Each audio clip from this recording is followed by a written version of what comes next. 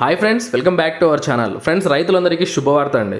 So మనకు ప్రధానమంత్రి నరేంద్ర మోడీ గారు రైతులకు పంట సహాయం కింద ఎవ్రీ ఇయర్ అంటే ప్రతి సంవత్సరము 6,000 రూపాయలు మీ అకౌంట్లలో జమ చేయనున్నారు. సో ఇంతవరకు అయితే 16 విడతల అమౌంట్ అయితే జమ చేశారు. ఇక 17వ విడత కూడా జమ చేస్తారు అని చెప్పి మనకు అధికారికంగా అయితే ప్రకటన అయితే రావడం జరిగిందండి. శివరాజ్ సింగ్ చౌహాన్ గారు మనకు ట్విట్టర్లో అధికారికంగా అయితే వెల్లడించారు. దానికి సంబంధించిన ఆ యొక్క ట్విట్టర్ యొక్క మెసేజ్ మీరు స్క్రీన్ పైన చూస్తున్నారు. సో అయితే ఫ్రెండ్స్, చాలామంది ఈ యొక్క అమౌంట్ పొందడానికి అర్హతలు తెలియవు. చాలామందికి ఎలా అప్లై చేసుకోవాలి అనేది చాలామందికి తెలియదు. ఇంకోటి ఏంటంటే, కొంతమందికి ఈకేవైసీ అప్డేట్ ఉండదు. సో వాళ్ళు కూడా ఎలా చేసుకోవాలనో అర్థం కాదనమాట. ఫ్రెండ్స్, ఇలాంటి విషయాలన్నిటిపైన గురించి కూడా ఈ వీడియోలో మీకు చాలా క్లియర్గా చెప్పడం జరుగుతుంది. మనకు అధికారిక ప్రకటన ద్వారా ఏం తెలియజేయడం జరిగిందంటే, జూన్ 18వ తారీఖున అంటే ఈ నెల 18వ తారీఖున మన అకౌంట్లలో 17వ విడత అమౌంట్ గాను అంటే 2,000 రూపాయలు మన అకౌంట్లో జమ చేయబడతాయండి. సో ఇందుకు గాను మీకు బ్యాంక్ అకౌంట్ అయితే మీ పేరుతో ఉండాలి ఖచ్చితంగా. అలాగే మీరు వచ్చేసరికి చూడండి, మీకు అంటే మీ ఇంట్లో ఎవరైనా సరే సెంట్రల్ లేదా స్టేట్ గవర్నమెంట్ ఎంప్లాయ్ అయి ఉండకూడదు, మీరు ఇన్కమ్ ట్యాక్స్ కట్టి ఉండకూడదు అనమాట. అలాగే మీకు ఎంత భూమి ఉన్నా సరే మీకు అర్హత అండి. అంటే మీకు 1 ఎకరం ఉన్నా, లేకపోతే 2 ఎకరాలు ఉన్నా, లేకపోతే 100 ఎకరాలు ఉన్నా సరే మీరు ఈ యొక్క సహాయం పొందడానికి అర్హులే అనమాట. ఇక్కడ భూమి సైజుతో సంబంధం అయితే లేదు.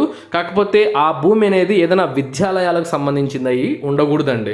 అలాగే రిటైర్డ్ పెన్షనర్స్ అయి ఉండకూడదు. అంటే రిటైర్డ్ పెన్షనర్స్ అంటే మీకు 10,000 కంటే ఎక్కువ పెన్షన్ అనేది వచ్చి ఉండకూడదు అనమాట. ఇవి మీ దగ్గర అంటే ఈ యొక్క నేను చెప్పిన ఈ యొక్క ఇన్కమ్ ట్యాక్స్ సంబంధించి, అలాగే పెన్షన్ అమౌంట్ సంబంధించి, ఎంప్లాయీ సంబంధించి ఇవి కాకుండా ఉంటే మాత్రం ఖచ్చితంగా అయితే మీరు ఈ యొక్క అమౌంట్ పొందడానికి అర్హులే అనమాట.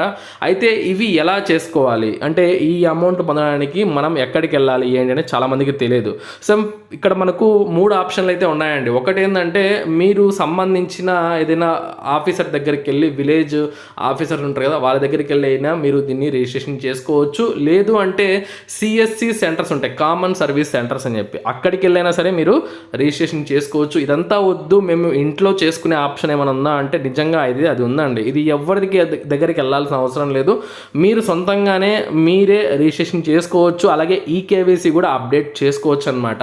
ఆ యొక్క పోర్టల్ లింక్ అయితే నేను కింద ఇస్తాను, ఒకసారి మీకు చూపిస్తాను వీడియోలో. సో ఆ పోర్టల్ ఎలా ఉంటుంది, ఎక్కడికి ఎలా రిజిస్ట్రేషన్ చేసుకోవాలనేది. సో మీరు సొంతంగా చేసుకుంటే ఇంకా ఏ పంచాయతీ ఉండదు, ఎవరి దగ్గరికి వెళ్ళి ₹1 కూడా ఇవ్వాల్సిన అవసరం అయితే ఏమీ లేదండి. సో అయితే చూద్దాం ఫస్ట్ ఆ పోర్టల్ ఎలా ఉంటుంది.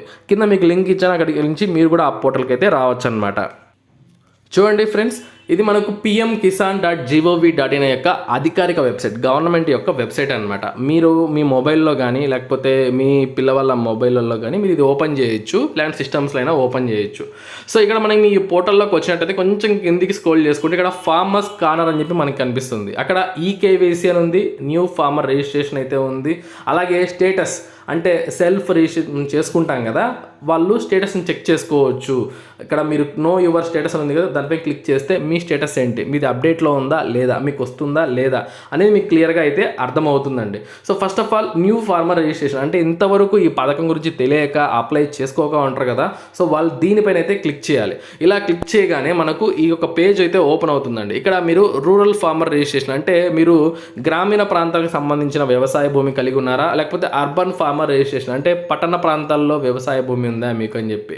సో ఇది క్లిక్ చేసుకొని మీరు మీ యొక్క ఆధార్ నెంబర్ని, మొబైల్ నెంబర్ ఎంటర్ చేయవలసి ఉంటుంది. అలాగే మీ యొక్క రాష్ట్రం యొక్క ఇక్కడ సెలెక్ట్ చేసుకోవాలండి. ఆంధ్రప్రదేశ్ అయితే ఆంధ్రప్రదేశ్, తెలంగాణ అయితే తెలంగాణ. అలాగే క్యాప్చా కోడ్ని ఎంటర్ చేసి గెట్ ఓటీపీ అని చెప్పి మీరు కొట్టినట్లయితే మీ యొక్క మొబైల్కి ఓటీపీ అయితే వస్తుంది. దాని ద్వారా మీరు రిజిస్ట్రేషన్ చేసుకోవచ్చు కొత్తగా.